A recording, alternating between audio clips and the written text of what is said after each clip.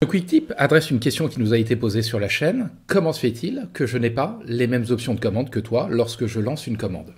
Autrement dit, si je lance une commande comme ici par exemple, j'effectue un clic droit, je n'ai pas dans ma ligne de commande les options, par exemple, ligne de côté.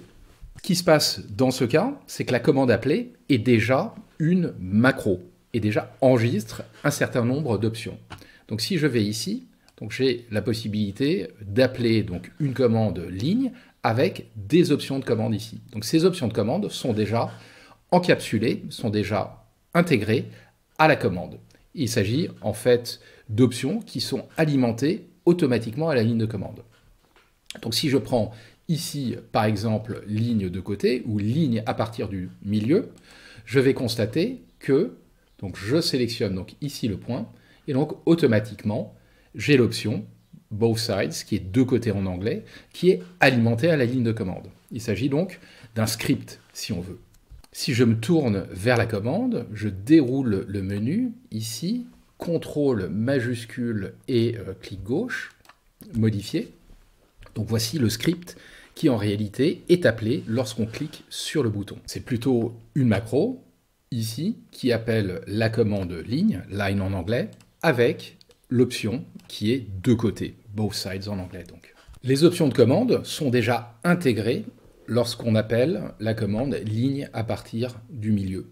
Et donc la commande n'expose pas toutes les options de commande associées à la commande ligne.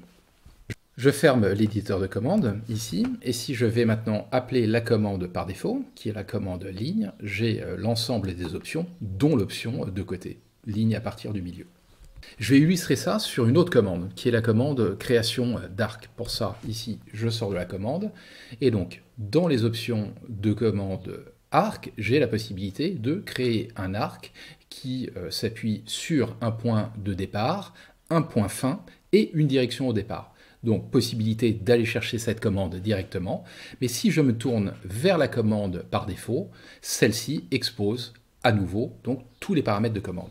Et va me permettre de reconstituer donc cette commande arc, départ, fin, point sur l'arc, ou direction au départ plutôt. Donc j'y vais, clic gauche ici, c'est la commande par défaut, et donc là, possibilité donc de sélectionner non pas le centre de l'arc, mais un point au départ. Là, je sélectionne ce point qui est ici, donc fin de l'arc, il s'agit de ce point, et maintenant j'ai la possibilité de préciser que je veux indiquer la direction. Et donc cette direction, je vais basculer ici sur la vue de face, et donc majuscule, pour avoir la tangente qui est perpendiculaire à l'axe de révolution, ici en l'occurrence, clic gauche.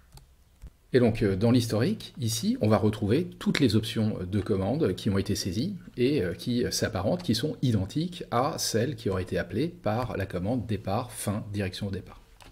Ce quick tip est maintenant terminé et vous aura été utile, j'espère, pour comprendre la manière dont les commandes munies d'options de commande sont construites dans Rhino.